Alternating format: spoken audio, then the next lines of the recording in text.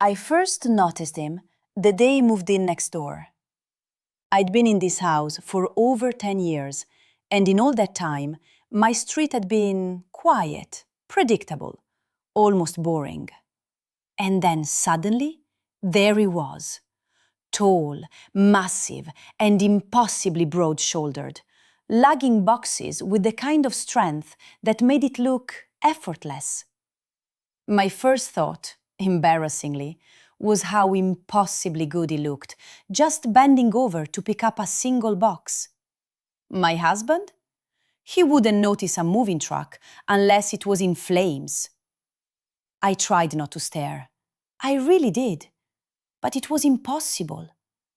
There was something about him, his calm way of handling things, the way he moved with certainty, like the world around him was just background noise. I found myself inventing errands, little excuses to peek out the window, just to catch a glimpse.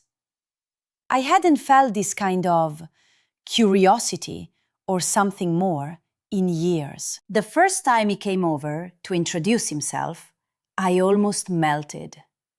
His smile was wide, but there was a subtle warmth to it. And when he spoke, his voice was deep, resonant, and undeniably attractive. I barely managed a coherent, "Hi, welcome to the neighborhood."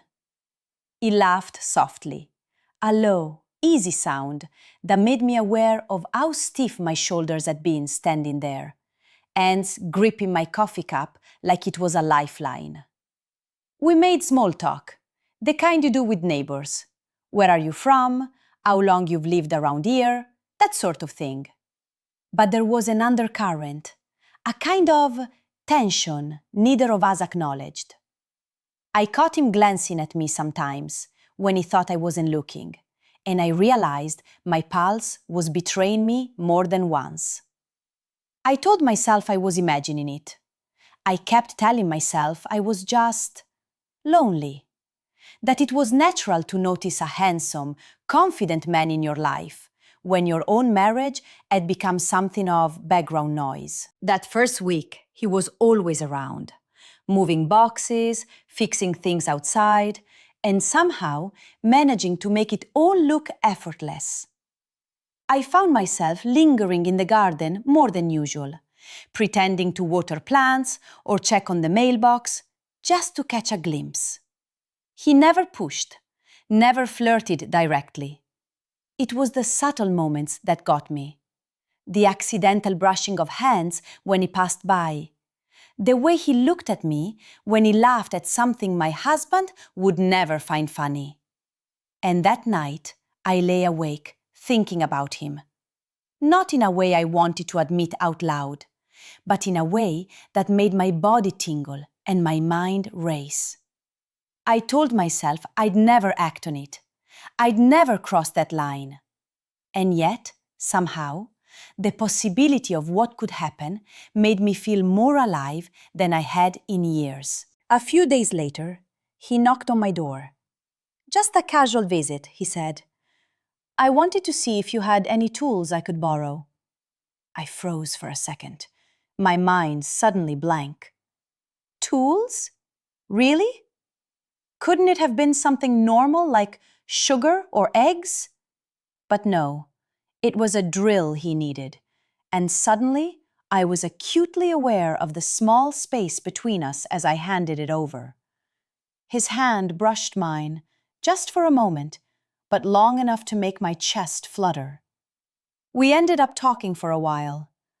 I found myself telling him things I hadn't said out loud in years, about how quiet the neighborhood was, how my husband was always distracted, how I sometimes felt invisible. There was a softness in his eyes, a kind of listening that didn't feel judging or fleeting. And as I spoke, I caught him leaning slightly closer, like he wanted to hear every word more intimately. I knew my cheeks were warm, and I couldn't stop the small smile that crept across my face. After he left, I stood by the door, gripping the frame as though it were holding me together. I told myself I wasn't thinking about him in that way that I was just lonely, that was all. But then I remembered the feel of his hand, the strength in his grip, the way his presence seemed to fill the space like a heat wave. I had to sit down, just to stop my pulse from racing. Later that evening, I noticed him outside again. He was working on his yard, wiping sweat from his forehead. The sun caught his muscles in a way that made my stomach tighten. I felt a strange mix of shame and thrill, standing behind the curtain, watching him. I knew it was wrong to be this fascinated, this distracted. But it was impossible to pull my eyes away. It wasn't just his size or the way he looked. It was how he seemed to notice the little things, like when a bird landed near him or when a neighbor waved. He had this kind of awareness that made him feel present, alive, grounded. And compared to the constant hum of indifference in my own marriage, it was intoxicating. That night, I couldn't sleep. I kept replaying the moments we'd shared, the casual touches, the easy smiles, the way he looked at me like I mattered, really mattered. I knew I was dangerously close to wanting something I shouldn't. I tried to imagine myself in my husband's arms instead, but the image felt dull, flat, lifeless. And the thought of him next door, so tangible, so real, made me feel more alive than I had in years. A week later, there was a storm. Rain hammered against the windows, and I was stuck inside, pretending to read, while really listening to the wind and the distant sound of his lawn getting drenched. Then there was a knock at the door. I opened it to find him, soaked, hair plastered to his forehead, clothes clinging to his massive frame. "I think the storm's worse than I expected," he said, with that deep, calm voice that somehow made my knees go weak. "Mind if I come in for a minute, just until it eases off?" I hesitated. I knew I shouldn't let him in, but I did. Something in the way he looked, vulnerable in a way I hadn't seen before, made me step aside. He shrugged off his jacket, shaking the rain from his shoulders, and I noticed how broad his chest was under the wet fabric. My pulse jumped. We stood there, both a little awkward, a little too aware of the closeness. He laughed softly when I handed him a towel, a laugh that made something stir inside me. For a moment, the room felt charged. I caught myself imagining what it would be like to just lean in. But I didn't. I couldn't. I reminded myself firmly that I was married, that I wasn't the kind of woman who crossed lines. Still, the tension lingered. We talked about nothing important, just the storm, the neighbors, the power of nature, but every word, every glance felt heavier than it should. I found myself brushing my hair behind my ear, noticing him noticing. I felt the heat rise in my chest, and I quickly excused myself to the kitchen, trying to shake the sudden awareness of him standing just a few feet away. After he left, I went to my bedroom and collapsed on the bed. My heart was still racing. I was angry at myself for feeling anything, but more than that, I was alive. It was a strange, dangerous feeling, like standing near the edge of a cliff and knowing just how far you could fall. I kept thinking about him, how easily he filled a room, how naturally he commanded attention without even trying. My marriage, by contrast, felt like furniture I'd stopped noticing years ago. That night, I dreamt of him, not in a way I would admit to anyone. Just fleeting touches, smiles, moments of proximity that never became anything more. But they were enough to make me wake up sweating, heart pounding, longing for someone I shouldn't want. I realized then just how close I'd come to stepping over a line I had no intention of crossing, and how terrifyingly thrilling that felt. It happened on one of those rare, quiet evenings when the street was empty and the sunset spilled gold across everything. I was outside, watering the garden, pretending to check on the roses, when he came out of his driveway, carrying a box of something, tools maybe, or just odds and ends. Our eyes met, and for a moment, the air felt heavier, almost tangible. "Hey," he said casually, but there was something in the way he said it, soft and deliberate, that made me pause mid-step. I smiled, heart skipping. He moved closer, just enough that I could feel the warmth radiating from him without actually touching. "Need a hand?" he asked. I hesitated, then nodded, and suddenly we were side by side, reaching for the same box, our hands brushing. It wasn't accidental. I knew it and he knew it, but neither of us said a word. My stomach tightened, my pulse spiked. I told myself to step back, to remind myself that I was married, that this was wrong.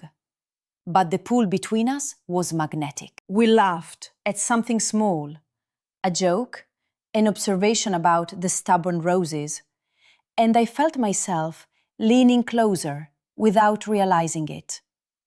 He looked down at me, and I could swear there was a flicker of something in his eyes, something dark, knowing, dangerous in the best possible way. It made my breath catch.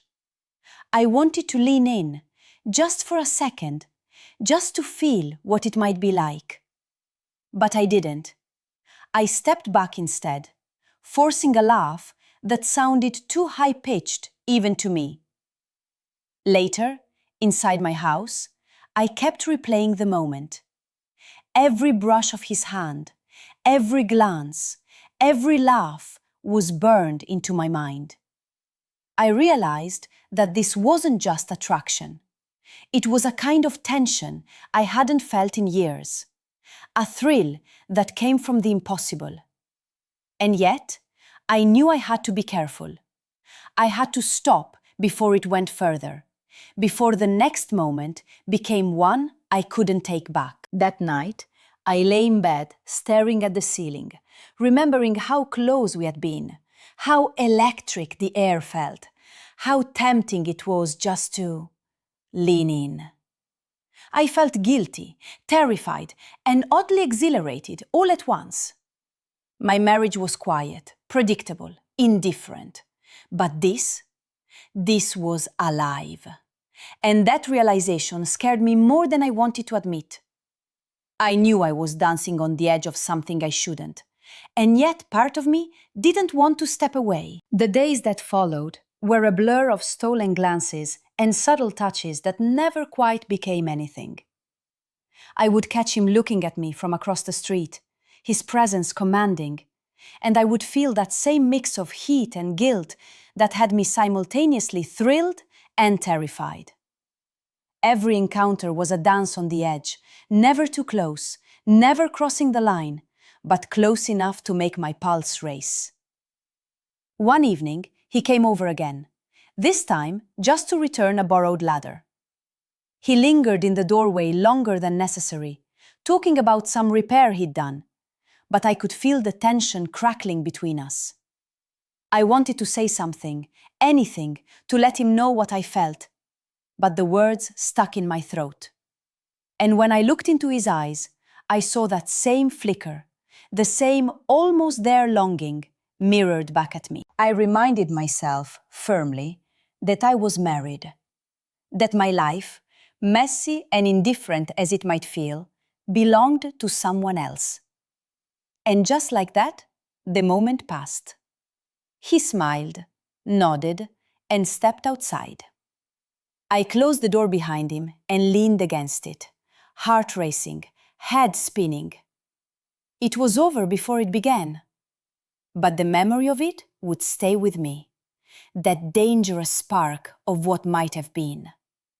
I realized then that desire, temptation, and curiosity were natural, but acting on them was another thing entirely. I didn't need a full-blown affair to feel alive again.